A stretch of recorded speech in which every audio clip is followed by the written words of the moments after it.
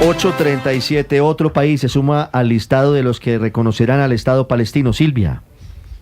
Sí, Ricardo, es Portugal, sería el país número 20 que va a estudiar reconocer al Estado de Palestina en septiembre. Dice que, porque recordemos que los países como el Reino Unido, como Canadá, están planteando el reconocimiento, pero con condiciones. Por un lado, el Reino Unido dice que le pone condiciones a Israel para que acabe la guerra, que acabe con la crisis humanitaria, que se siente a negociar el tema de los dos estados. Y por otro lado está Canadá, que dice que se tiene que reformar la Autoridad Nacional Palestina y que tiene que garantizarse que jamás no va a tener ningún papel en el futuro Estado palestino y que va a haber elecciones en 2026. Ahora Portugal dice que va a estudiar porque seguramente también va a poner una serie de condiciones.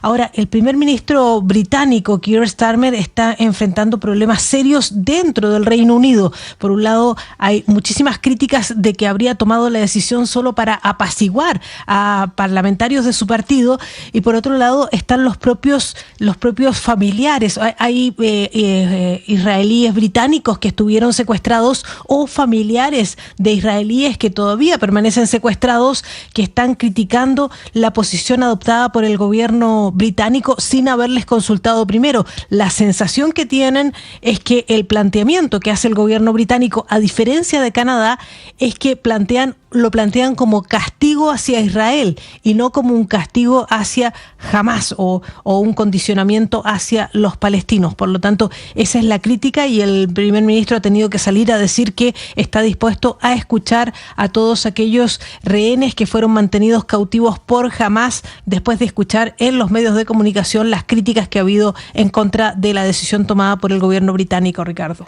Silvia, gracias. Y mientras tanto, en Ucrania, Volodymyr Zelensky tiene que echar para atrás una serie de decisiones que habían quitado la independencia a entidades anticorrupción. Eso había desatado una ola de protestas gigantes en diferentes ciudades de Ucrania. Enrique Rodríguez. Las primeras grandes protestas callejeras desde que comenzó la invasión rusa de Ucrania. El pasado 22 de julio, ese país aprobaba un texto que dejaba, como decías, a la Agencia Nacional Anticorrupción, la NABU, y a la Fiscalía Anticorrupción, la SAP, directamente bajo el control del fiscal general, que estaba nombrado por el jefe del Estado, es decir, pasaba a tener un control político. En ese momento comenzaron las protestas callejeras, pero no solo a pie de calle, también en los despachos de la Unión Europea no gustó nada esa decisión, porque la Unión Europea es muy estricta en el cumplimiento de las medidas anticorrupción para sus países miembros, pero también para aquellos que aspiran a hacerlo, como es el caso de Ucrania.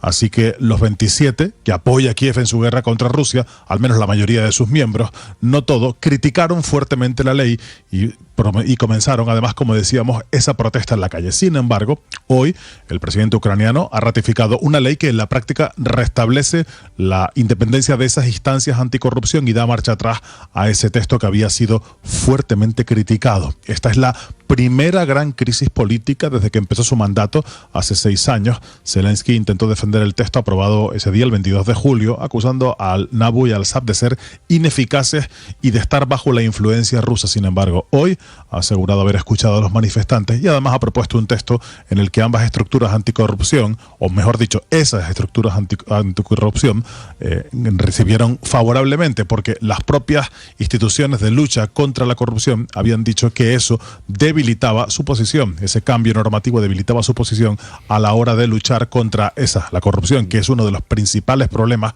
y uno de los principales obstáculos que tiene Ucrania para su ingreso en la Unión Europea, más allá de las presiones que ejerce Rusia. Ricardo. Enrique, gracias. En Colombia se